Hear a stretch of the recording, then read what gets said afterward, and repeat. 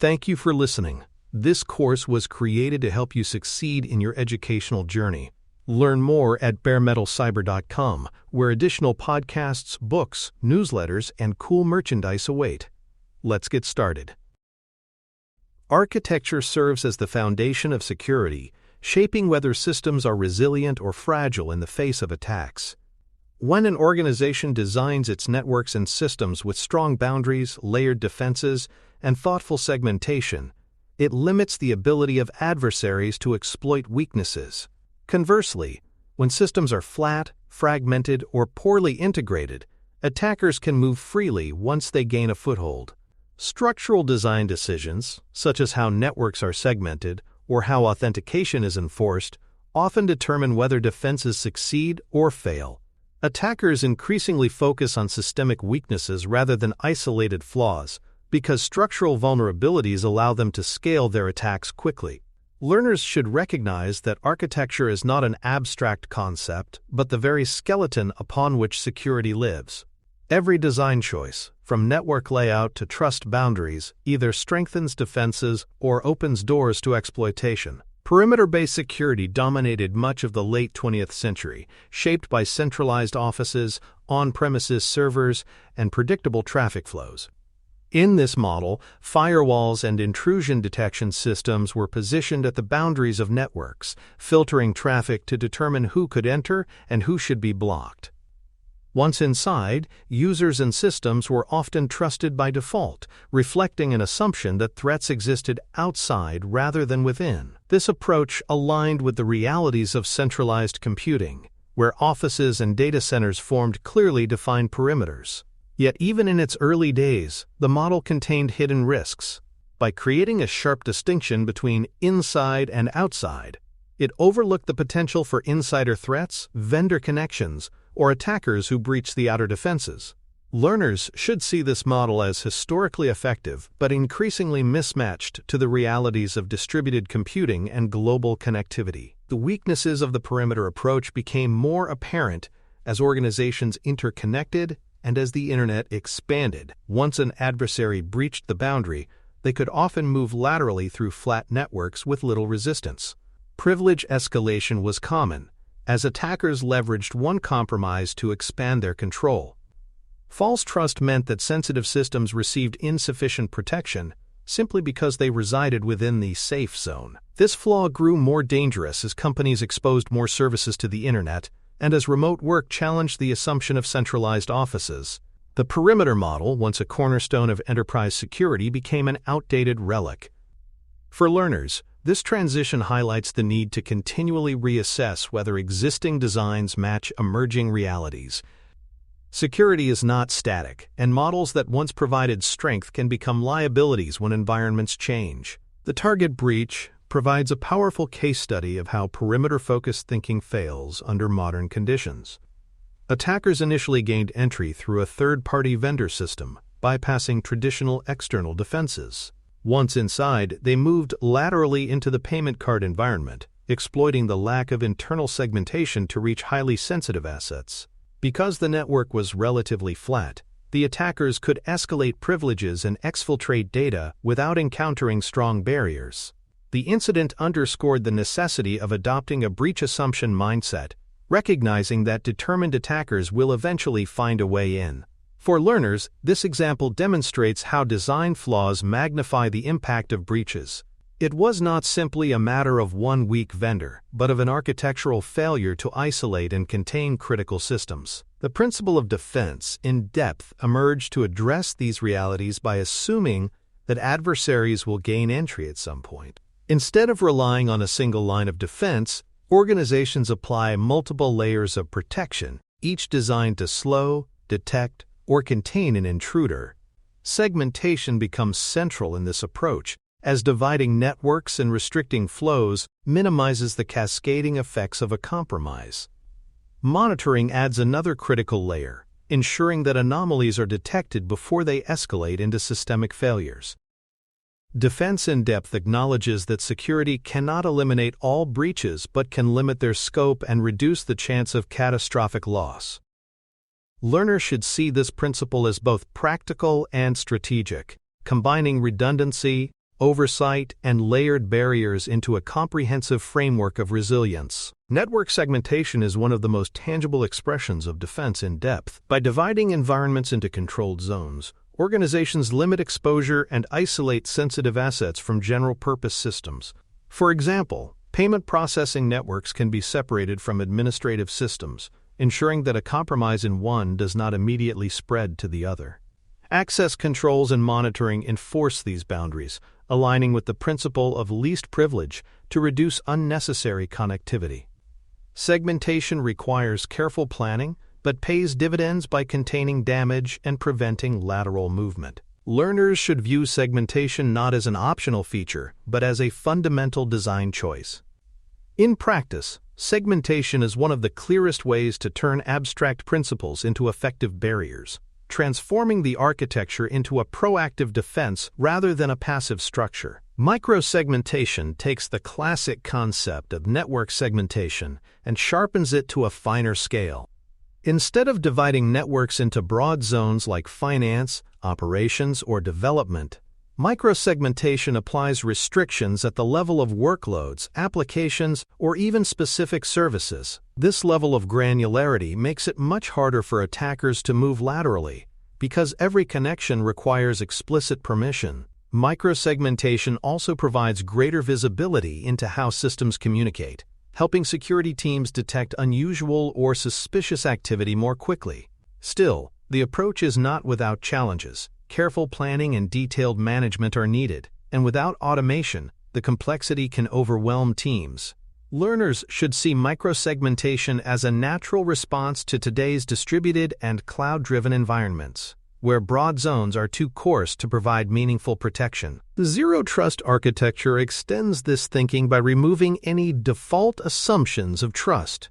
In the zero-trust model, every request, whether from a local workstation, a mobile device, or a remote service, must be authenticated, authorized, and encrypted before access is granted. Google's BeyondCorp initiative brought this concept into practice, showing that organizations could function securely without traditional network perimeters. Since then, governments and enterprises worldwide have promoted zero trust as a central security philosophy.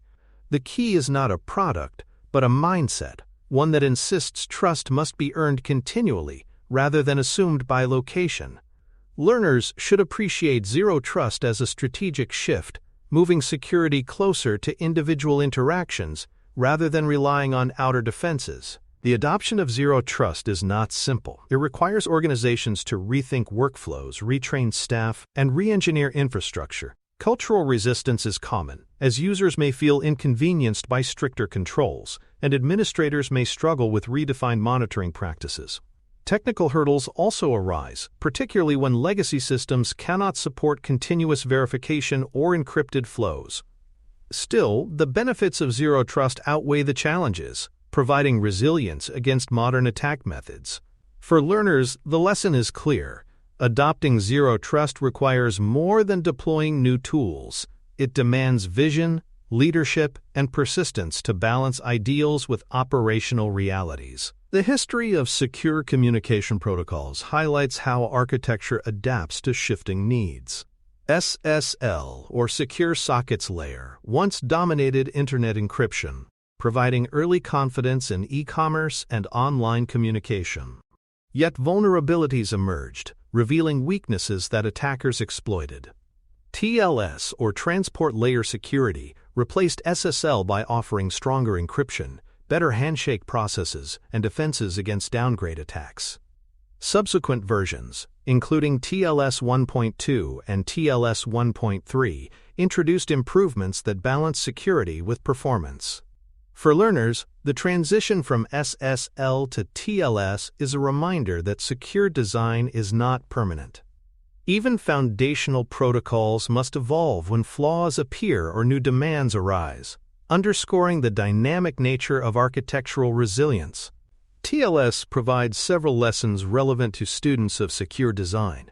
Protocols are not only technical standards but also living frameworks shaped by both usability and resilience. They must support performance and user experience while protecting data against increasingly sophisticated threats. Even strong designs can fail in practice when implementations are flawed, as seen in vulnerabilities tied to specific deployments rather than the protocol itself. The life cycle of TLS demonstrates the balance between stability and change. Organizations want reliable long-term standards, but they must remain ready to migrate when weaknesses are discovered. For learners, TLS is a vivid example of how theory, practice, and governance intersect, showing that architectural security is always a balance of competing goals. These lessons reinforce the idea that architecture is not simply about building walls, but about enabling ongoing trust. Whether through microsegmentation, zero trust, or secure protocols, the effectiveness of defenses depends on structural choices. Attackers will always look for gaps in these designs, and outdated assumptions, such as implicit trust or unsegmented networks, become easy entry points. Learners should see that security architecture is less about perfection than about adaptability. The success of an architecture lies in its ability to evolve, layering protections, and learning from past failures to anticipate future threats. In this way, architecture becomes the strategic foundation upon which resilience is built. For more cyber-related content and books, please check out cyberauthor.me. Also, there are other prepcasts on cybersecurity and more at baremetalcyber.com. The QUIC protocol illustrates how innovation in architecture is shaped not only by security concerns, but also by performance needs. QUIC integrates transport and encryption functions, reducing the latency that often slowed traditional connections. Its design improves web browsing and streaming performance, creating smoother experiences for end users. By embedding encryption directly into the transport layer, QUIC also strengthens confidentiality and integrity by default. However, this same design complicates visibility for defenders, making it harder to inspect traffic with traditional monitoring tools. Learners should view QUIC as an example of architectural trade-offs, a protocol that advances usability and resilience in some areas while challenging established defense methods in others. It highlights how innovation always carries both opportunities and risks. Architectural trade-offs extend beyond QUIC to many areas of secure system design. Improvements in performance, usability, or convenience often come at the expense of visibility and control. As encryption becomes more pervasive, defenders lose the ability to easily inspect traffic for malicious activity.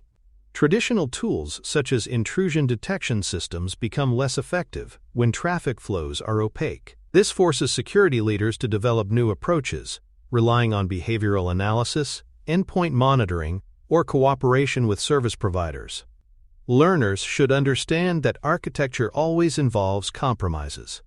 Decisions must balance the competing goals of speed, efficiency, transparency, and security, ensuring that improvements in one area do not unintentionally weaken another.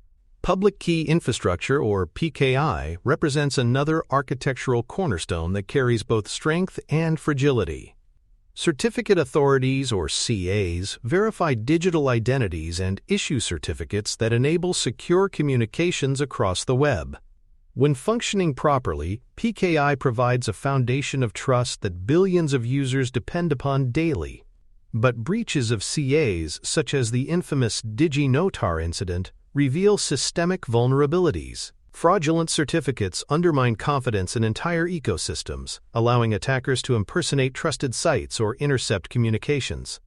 In response, certificate transparency initiatives were developed to improve oversight, ensuring that rogue certificates could be detected and revoked. Learners should recognize PKI as a structure that demonstrates both the power and the risks of centralized trust models. The Heartbleed vulnerability serves as a cautionary tale of how coding flaws in shared components can ripple across the globe. Heartbleed was a defect in the OpenSSL library that allowed attackers to extract sensitive information, including private keys, directly from server memory. The flaw was not in a protocol design, but in the implementation of a widely used component, highlighting how much modern security depends on shared libraries. Because OpenSSL was embedded in countless systems, the vulnerability spread across industries, affecting governments, businesses, and consumers alike. Learners should see Heartbleed as a lesson that secure architecture requires more than strong protocols. It demands attention to the quality and governance of the software that implements them. Shared component dependencies amplify systemic exposure. Libraries like OpenSSL are attractive targets precisely because they are used by millions of systems, meaning that a single vulnerability can have global consequences. Patching delays make the situation worse, as organizations struggle to identify and update all instances of affected components. Secure architecture therefore requires not only good design, but also disciplined dependency management, with visibility into where critical components are used and processes to update them promptly. For learners, this emphasizes that architecture is inseparable from supply chain and implementation considerations. The resilience of a system depends as much on its weakest shared component as on its strongest design principle. Software-defined architectures represent a more recent evolution, giving organizations dynamic control over their networks and systems. Software-defined networking, SDN, and software-defined perimeters, SDP, allow defenders to create flexible, policy-driven environments. With SDP, unauthorized users cannot even see the systems they are not permitted to access, aligning closely with zero-trust philosophies. These approaches provide agility, enabling organizations to adapt quickly to changing workloads, cloud deployments, and distributed operations. Yet they also require sophisticated management and careful planning, as dynamic systems can be misconfigured just as easily as static ones. Learners should appreciate software-defined architectures as examples of how security increasingly relies on programmability, invisibility, and adaptability. They represent the continuing shift from rigid designs toward flexible structures, capable of evolving alongside threats. Resilience in design recognizes that no system can be perfectly secure, and therefore planning must extend beyond resistance to include recovery. Even the most advanced defenses eventually fail under pressure, so resilient architectures incorporate redundancy, failover, and disaster recovery capabilities to minimize disruption. By designing systems that continue to operate during attacks or quickly recover afterward, organizations preserve trust and availability. Learners should see resilience not as a sign of defeat, but as an acknowledgement of reality.